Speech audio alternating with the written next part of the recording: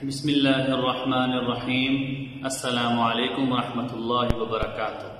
امید ہے کہ آپ سب حضرات خیر و عافیت سے ہوں گے۔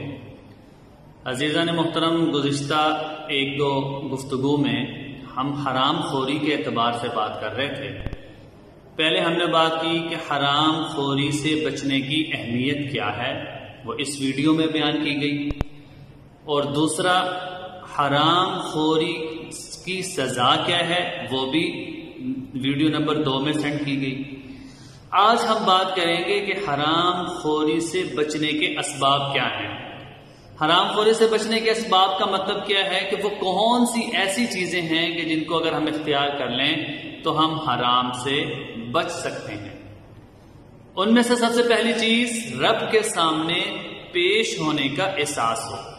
عزیزان محترم، روزمرہ زندگی میں جس کے دل میں بھی یہ احساس ہوگا کہ میں نے اللہ کے سامنے پیش ہونا ہے، وہ نہ صرف یہ کہ حرام خوری بلکہ جتنے بھی گناہ ہیں ان سارے کے سارے گناہوں سے وہ بچ جائے گا، بشرطے کہ اس کے ذہن میں یہ ہو کہ میں نے اللہ کے سامنے پیش ہونا ہے۔ چنانچہ قرآن پاک کی آیت ہے، اعوذ باللہ من الشیطان الرجیم، وَأَمَّا مَنْ خَافَ مَقَامَ رَبِّهِ وَنَهَى النَّفْسَ عَنِ الْهَوَىٰ وَأَمَّا مَنْ خَافَ، جو آدمی اپنے رب کے سامنے کھڑے ہونے سے ڈرتا رہا، وَنَهَى النَّفْسَ عَنِ الْهَوَىٰ، اور اپنے نفس کو خواہشات سے روکتا رہا۔ اگلی آیت میں فرمایا کہ فَإِنَّ الْجَنَّةَ هِيَ الْمَأْوَىٰ، کہ جنت اس کا ٹھکانہ ہے۔ تو اس سے پتہ چلا کہ سب سے پہلی چیز کہ اللہ کا خوف ہے، دوسری چیز خواہشات کو روکنا ہے۔ یہ دو چیزیں جب پیدا ہوگی تو گناہ چھوٹ جائیں گے۔ تو اس لیے پہلی چیز کہ رب کے سامنے پیش ہونے کا احساس جس کے اندر ہوگا وہ حرام تو کھائے گا ہی نہیں، حرام کے علاوہ جتنے گناہ ہیں ان گناہوں سے وہ اپنے آپ کو بچا سکے گا۔ دوسری چیز مسئولیت کا احساس۔ مسئولیت کے احساس کا مطلب کیا ہے کہ قیامت والے دن اللہ تعالیٰ اس سے اس کے کیے کے سوال کریں گے۔ رسول اللہ صلی اللہ علیہ وسلم کی ایک حدیث ہے کہ آدمی کے قیامت والے دن قدم اس وقت تک نہیں اپنی جگہ سے ہٹ سکیں گے جب تک وہ ان سوالوں کے جواب دیا۔ پہلی چیز کہ عمر کن کاموں میں خرچ کی، دوسرا یہ کہ علم پر کیا عمل کیا، اور تیسرا کہ مال کہاں سے کمایا، کہاں خرچ کیا۔ ایک روایت میں ہے کہ پوچھا جائے گا کہ تو نے اپنی جان کو کہاں کھپایا۔ اس کا مطلب یہ ہے کہ اپنی طاقت اور صلاحیت کن کاموں میں لگائی۔ ایک اور حدیث میں رسول اللہ صلی اللہ علیہ وسلم فرمایا کلکم راعٍ وکلکم مسئول عن الرعیۃ، کہ تم سب کے سب نگہبان ہو، تم سے تمہاری رعیت کے بارے میں سوال کیا جائے گا۔ بادشاہ نگہبان ہے اپنی رعیت پر، خامن نگہبان ہے اپنی بیوی پر، اسی طرح جو مالک ہے وہ نگہبان اپنے ملازمین پر۔ کیا وہ ملازمین کو نماز پڑھنے کی اجازت دیتا ہے؟ کیا خامن بیوی کے حقوق کا خیال کرتا ہے اور اس کو حقوق اللہ اور حقوق العباد کی تلقین کرتا ہے؟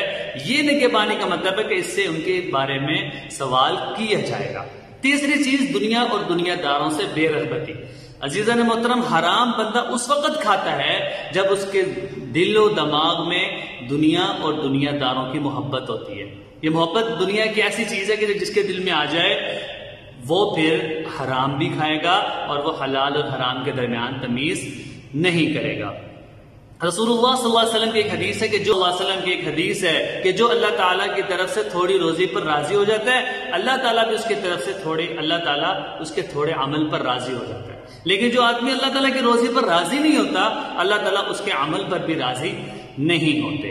نمبر 4، کفایت و قناعت اختیار کرنا۔ کفایت کیا ہوتی ہے کہ جو اللہ نے روزی دی ہے اس کو بقدر ضرورت۔ عزیزان محترم، آدمی حرام اس وقت کھاتا ہے یا حلال اور حرام کی تمیز اس وقت تک نہیں کرتا جب تک وہ سٹیٹس کے چکر میں رہے کہ تھوڑی روزی ہے اور بڑھ جائے اور بڑھ جائے۔